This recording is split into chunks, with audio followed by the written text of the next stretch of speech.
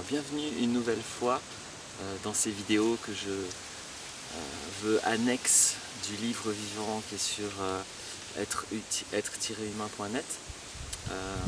Cette vidéo-ci, je souhaitais aborder cette distinction normale, fréquente, des émotions positives et des émotions négatives. Et j'espère qu'on va voir ensemble ce que ça crée d'inconvénients assez importants.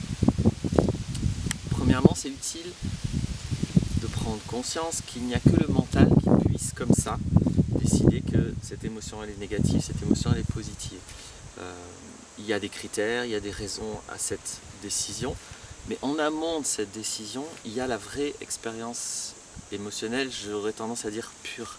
Il y a l'expérience émotionnelle réelle, et ensuite il y a ce que je vais en penser.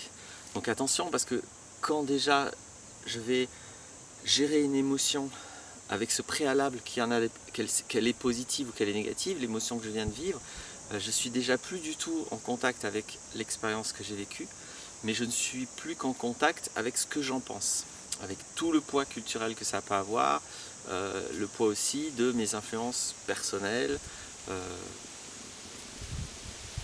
ou familiales ou idéologiques, etc.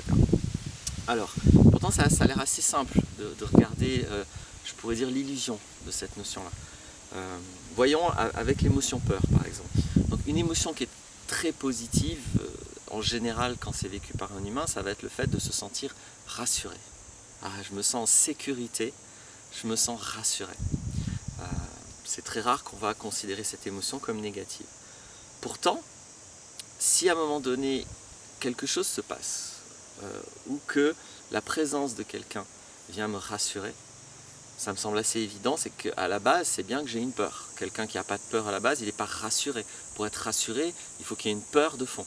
Donc l'expérience émotionnelle, elle ne vient pas dire « Oh, regarde, tu es en sécurité ». C'est très différent d'être effectivement en sécurité, ce qu'on peut évaluer avec ses sensations, avec sa conscience. Mais c'est très différent d'être en sécurité et de se sentir en sécurité.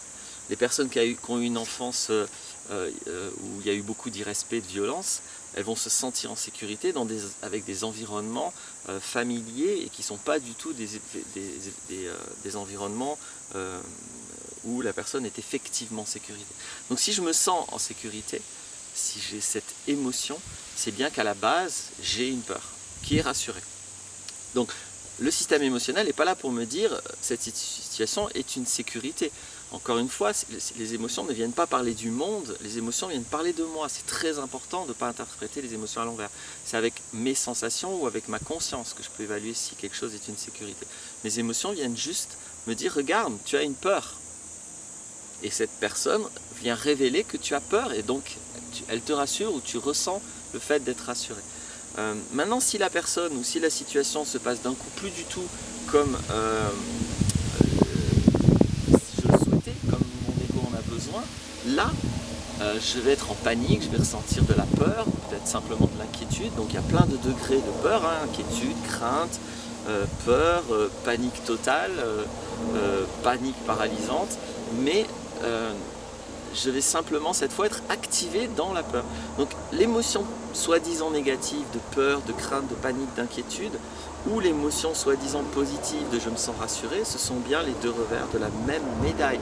Dans les deux cas, les émotions viennent me dire, regarde, tu as un manque. Pardon, ça c'est sur ce que je vais dire après.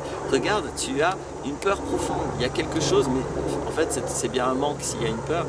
Regarde, c'est ça qui se passe. L'émotion n'est ni positive ni négative, elle vient m'informer que j'ai une peur. Autre émotion positive qu'on va considérer souvent, c'est le fait d'être comblé. Voilà, quelque chose me comble ou quelqu'un vient me combler. Je me sens tellement enfin entier, je me sens moi, avec ma moitié. Voilà. Même chose, l'émotion a beau être positive, si je l'écoute profondément, je ne peux me ressentir, je parle bien de ressentir, hein, pas de l'être. Je peux me ressentir comblé, ce qui peut être une illusion totale, uniquement parce que j'ai un manque. C'est quelqu'un qui n'a pas de manque, quelqu'un qui est entier, il ne se sent pas comblé parce qu'il y a quelqu'un ou parce qu'il y a une situation. L'environnement, les choses extérieures ne viennent pas le combler, il est entier. Ça n'a pas de sens. Donc le fait de me sentir comblé, c'est un indicateur, un signal que j'ai un manque. Donc si je laisse mon mental dire « ouais, ça c'est une émotion qui est positive », je vais oublier d'écouter que l'émotion n'est pas là pour me dire « c'est cool ce qui se passe dehors », elle est là pour me dire « mais regarde dedans, il y a un manque ». Donc encore une fois, si par contre la personne ou la situation d'un coup fait quelque chose qui ne me convient pas, là je vais me retrouver directement connecté avec ce manque et là le vécu va être très désagréable, ça va être je manque, j'ai besoin, et puis vous voyez bien que c'est assez relié à la peur. Donc voilà 2 exemples, vous pourrez en trouver d'autres. Dans tous les cas, c'est très utile quand il y a une émotion de ne pas la classifier, de ne pas laisser le mental venir dire si c'est ceci, cela, mais de rester en conscience de l'émotion, de l'écouter et de regarder vraiment en quoi elle parle de moi. C'est très important pour moi de considérer que le système émotionnel, c'est un capteur intérieur. À chaque fois que j'ai l'impression qu'une émotion vient me parler des autres ou du monde extérieur, je suis dans l'illusion, je n'écoute pas le message émotionnel. À chaque fois, ça veut dire que j'ai laissé le mental me faire croire que l'émotion était une information au même titre qu'une donnée sensorielle ou qu'une donnée de conscience. Une information n'est pas une information sur l'extérieur, elle est bien une information sur mon intimité intérieure.